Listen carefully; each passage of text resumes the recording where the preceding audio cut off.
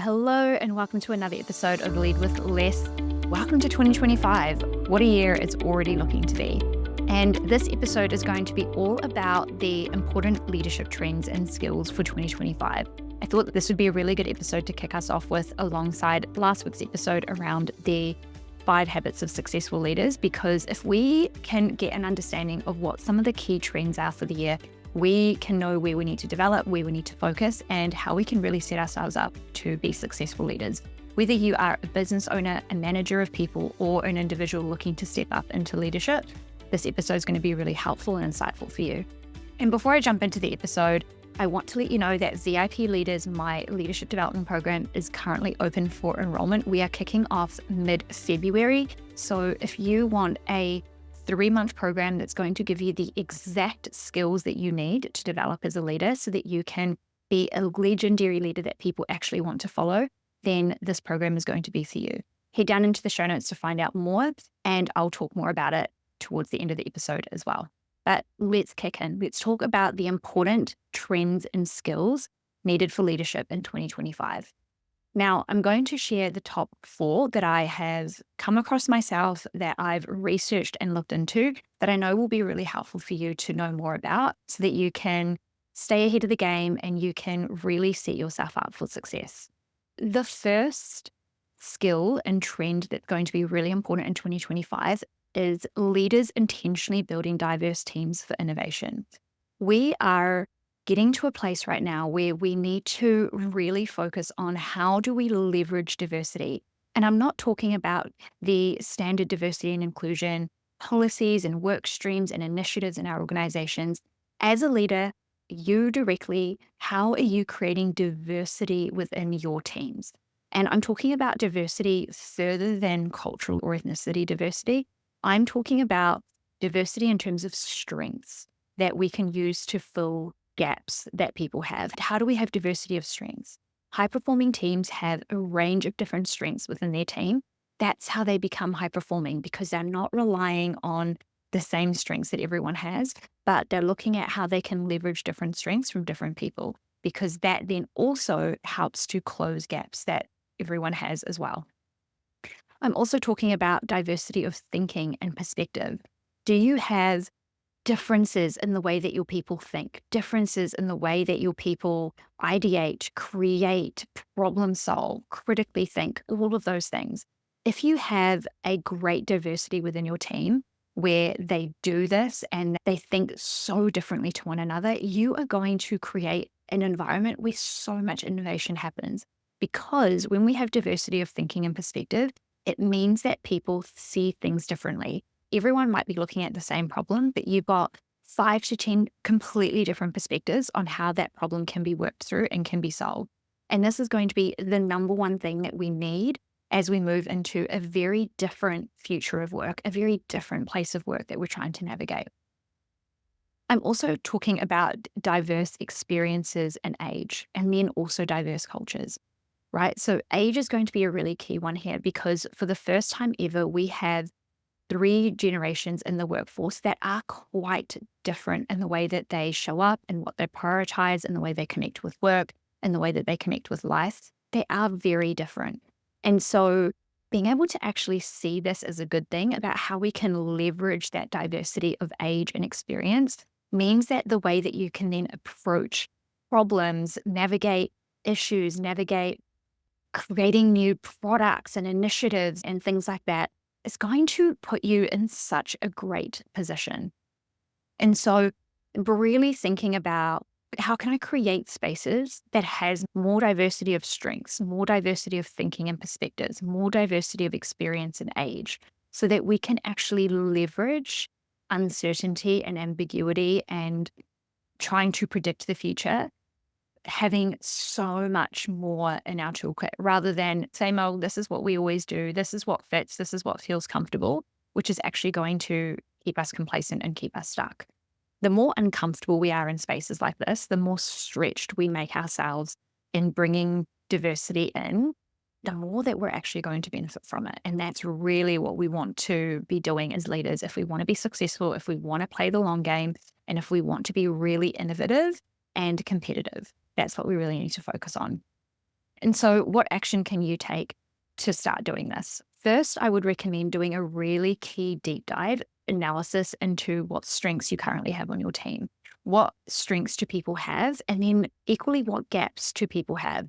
Because if you or maybe your predecessor or maybe the hiring practices have hired more for culture fit, you might actually recognize that a lot of people have the same strengths. A lot of people think the same. A lot of people show up the same, which isn't giving you a lot of diversity in the way that you can then problem solve and navigate the future of what's happening.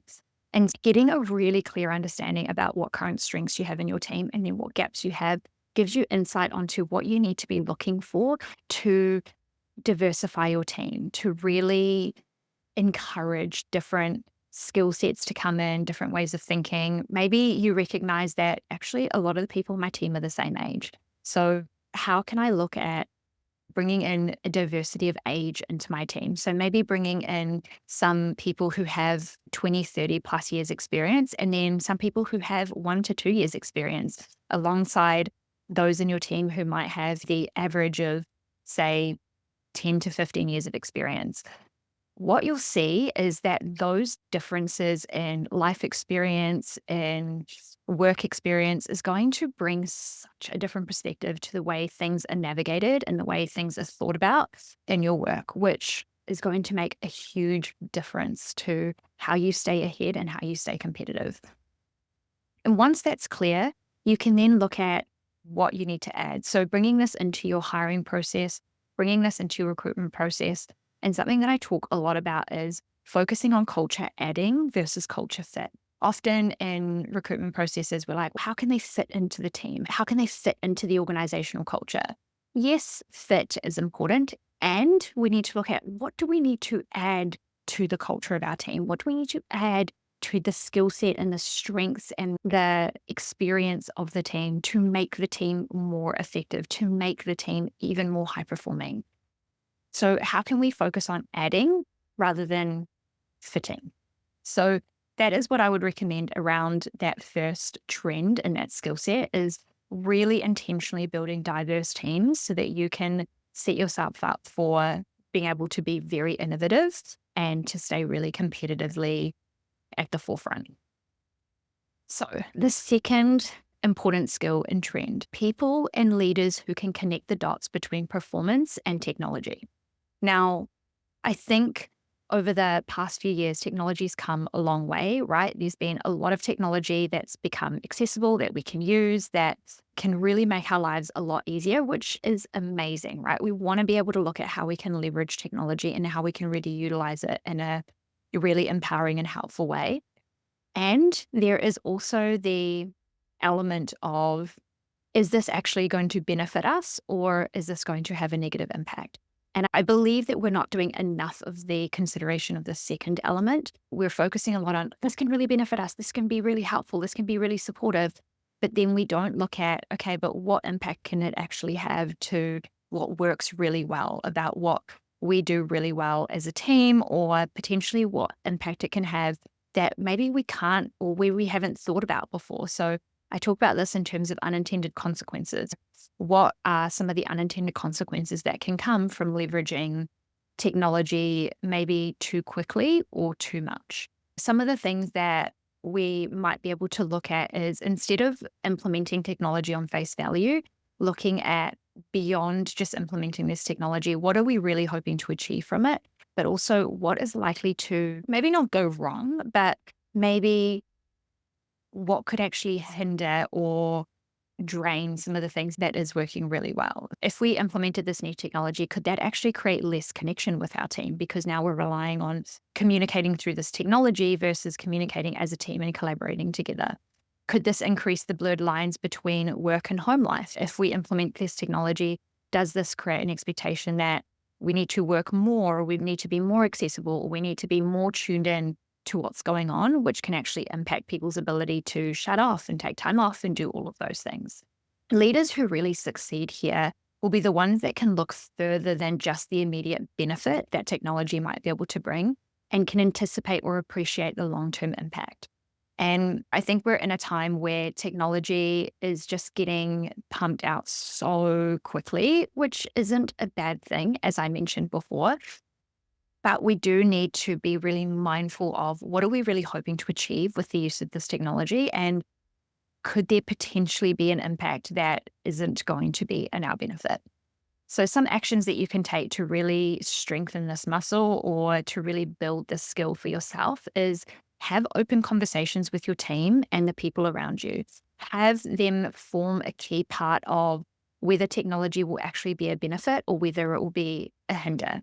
How are they currently using technology? So, if you already have technology in your team, in your workplace, in your business, is that technology actually being used properly?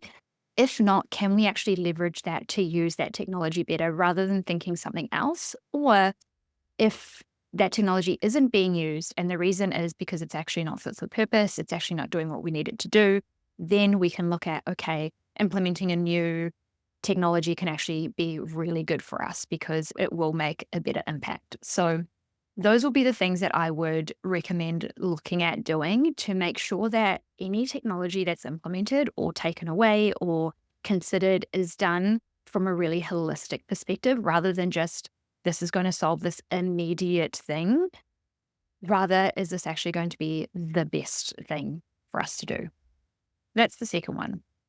The third trend and the important skill that leaders are going to need to have this year is a curious and learning mindset towards AI and the potential benefits that it can have in the workplace. Now, this is really interesting. So, according to Korn Ferry, 65.5% of business leaders are excited about AI's impact on their work. Isn't that wild? They are excited about the impact AI can have on their work. And 73% of CEOs and 80% of senior executives believe that AI will significantly enhance their value within the next 3 years. Meaning that the more that they use AI and can leverage AI in the way that they work, the more valuable they believe that they can become. Now, this is super interesting because a lot of people are freaking out about AI, thinking that it's going to replace jobs and it's going to be this horrible thing. However, it can actually be really beneficial if we can leverage it and use it in really beneficial ways. Now, like with anything, just like I talked about with technology, software systems, they can also be a really bad thing, right? If they're not used properly. But if we can actually use AI to potentially remove a lot of our administrative burden in terms of repetitive tasks, in terms of things that don't take a lot of creativity or mental stimulation, if we can use AI to replace those things, we would then have the capacity to do really meaningful work, that we can do the value add work, right? If we can really focus on that and how this can be actually a really great thing in a lot of different teams, this could really help you as a leader. Now, I know many people who use AI a lot, whether it's ChatGPT or whatever other versions. I use ChatGPT a lot in my work because it gives me the mental capacity to do a lot more meaningful work, right? It gets rid of some of the more mundane things that I don't really want to be spending a lot of my energy doing to give me the capacity to do the really value add meaningful work. And there are a lot of people who will be doing that in their day-to-day jobs. They may just not be talking about it, or you as a leader just may not even know that's what they're doing. But if you can actually make this a normal part of the conversations that you're having with your team and actually talking to your team about how can we leverage AI to make our jobs easier so that we can do even better work, it's going to be a game changer, right? AI is here to stay. With how much it's grown in the last 2 years, it's not going anywhere. No one is going to say, I want to get rid of AI. Yeah, maybe down the road, let's not hope we get to transcendence level with Johnny Depp. But there are a lot of people who can really see the benefits of leveraging AI. And as a leader, if you're making this a core part of the way that you're leading your team and having conversations, you can actually leverage this in a really powerful way. So having a positive approach towards AI and the way that we can use that technology will ensure that you as a leader or you as an individual will use new tools and systems early to enhance your thinking, to enhance your work, and to maintain a competitive edge. Because I can guarantee you that your competitor are probably using it. And so why not use it in a way that can be really beneficial? Again, it's not about replacing everything, but it's about utilizing. Why not leverage what's there? So some of the actions that you can take or can ask your business is offer workshops and learning options for leaders, for individuals on how they can use AI and how they can leverage it in their work, as well as demystifying AI and its impact on their work. So how can this be really beneficial? How can we use this? But also how can we just bust some of the myths that this is going to completely replace who you are and what you do? Because I don't know about you, but we are fundamentally still going to need humans, and that's just a fact. That's what I believe.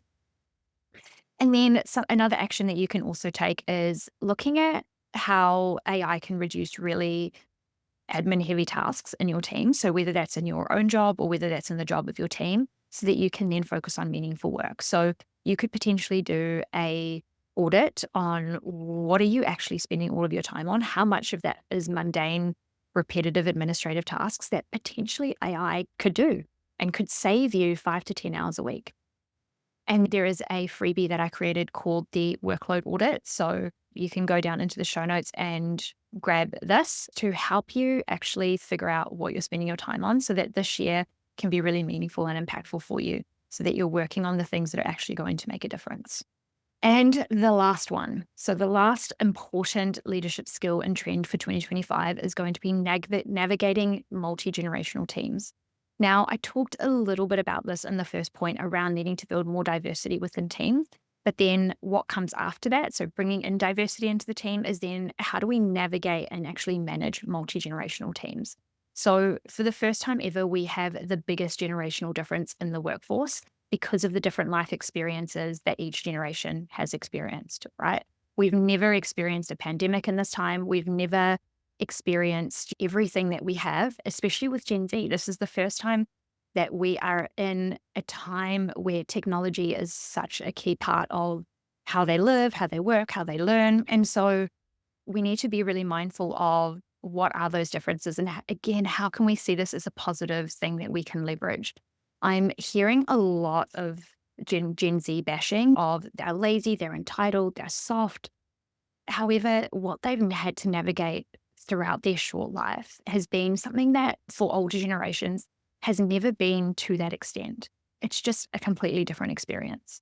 And so what's really important here is it's not enough to just build a good culture, but it's really important to understand how your team connects and bringing out the best in each person. Everyone wants to belong. Everyone wants to do great work. And so as a leader, how are we creating the spaces for people to do that? This is about understanding that everyone is different, but that we also want similar things. We all want to do meaningful work. We all want to belong and connect and feel connected. And we all want to live a good life.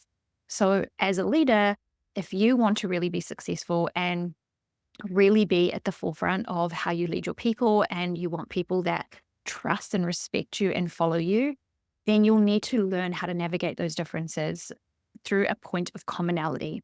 You know, what I am hearing, and I was at a conference at the time of recording this last week, and there was just a lot of, they're so different, they're this, they're that, they don't work as hard. But it's, instead of focusing on all the things that are different, what are the things that we actually all want? We all want to connect. We all want to belong. We all want to do meaningful work. So what are the conversations that we're having in order to understand that, in order to bring people on the journey? So often the problems that we're experiencing is because there is a mismatch in expectations. And I talked about this in the episode around setting and managing expectations, which I'll link in the show notes. But it's important that if we have clear expectations that are communicated, we are less likely to experience really big problems about what people think and what people want, because we're talking about it, right? We're making that clear. So what actions to take in this one? Number one is create open conversations within the team where everyone gets to know everyone. What connects people brings them together. So having conversations around what are connection points? What are the commonality? What are we all looking for? What drives each of us? And then how do we look at bringing that together as a team purpose? Having a compelling and connecting vision for the team. So whether you are in a community group, whether you are an individual who isn't a leader yet, prompt these questions, prompt your leader to think about these things. If people don't know what they're working for, why won't they care? Why should they care? It's our job as leaders to make sure that we're creating really compelling and really connecting visions that people actually want to work towards. So we need to do that. And that is going to be one of the key ways to bring multi-generational teams together, because if they are connected for a shared purpose, a shared vision, they are going to be far more likely to work towards creating that result, to work towards getting that outcome.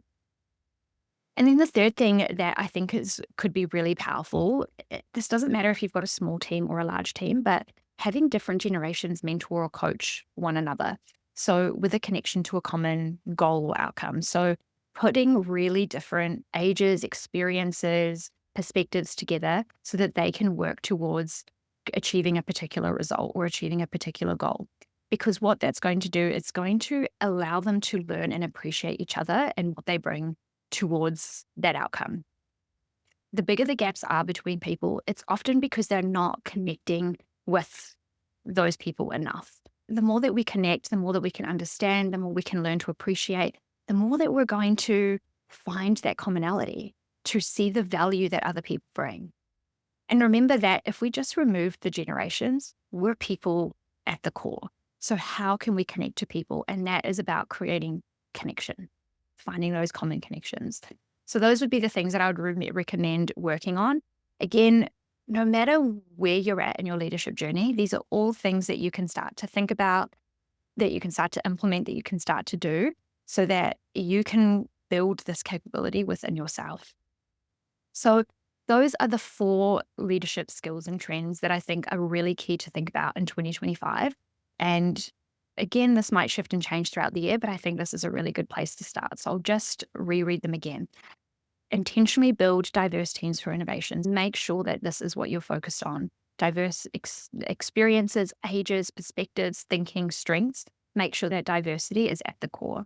Focus on connecting the dots between performance and technology. So don't make rash decisions that technology is going to solve all your problems, but take time to anticipate what could be potentially some of the impacts that might go along with the benefits. We need to think about both of those. The third one is building a skill set of curious and learning mindset to explore AI. So AI is here to stay. How can you leverage it to make yourself more competitive? How can you leverage it to make your team more successful? Instead of thinking about it as a bad thing, how can it be a really positive and good thing? And then lastly, navigating multi-generational teams. So building that skill set, that compassion, that openness to, yes, you are dealing with a lot of different people, and we can also create really meaningful connection and commonality between those differences. So really learning how to do that and focusing on building that diversity and also leveraging that diversity through multi-generations. So those are my thoughts on the important skills and trends for 2025. I'd really love to know what you think. Do you agree with these 4? Are there any others that I might have missed? There are more that came through in the research, but these are the 4 that I really wanted to focus on because I think that they are the most important. Again, I will mention that the IP Leaders is open for enrollment. This is the program if you want to become a leader that people actually want to follow. It goes through the 6 foundational skills that every leader needs to know and needs to practice in order to be really effective and successful as a leader. And this program is perfect if you are already a manager, if you are a business owner who leads people, or if you are an individual who is emerging as a leader who wants to step into leadership and you want to develop that skill set now. This is going to be perfect for you. So go down into the show notes, grab the link to VIP Leaders, find out more. And if you have any questions, please feel free to email me. I'd be more than happy to talk to you about it. You can also jump in a call and we can chat through any of your questions. So I will leave this here. Have a great rest of your day. Have a great rest of your week. And as always, please let me know your thoughts. And if you haven't left a review or a rating, please do so, as it can really help with the exposure and growth of the podcast. All right. See you later.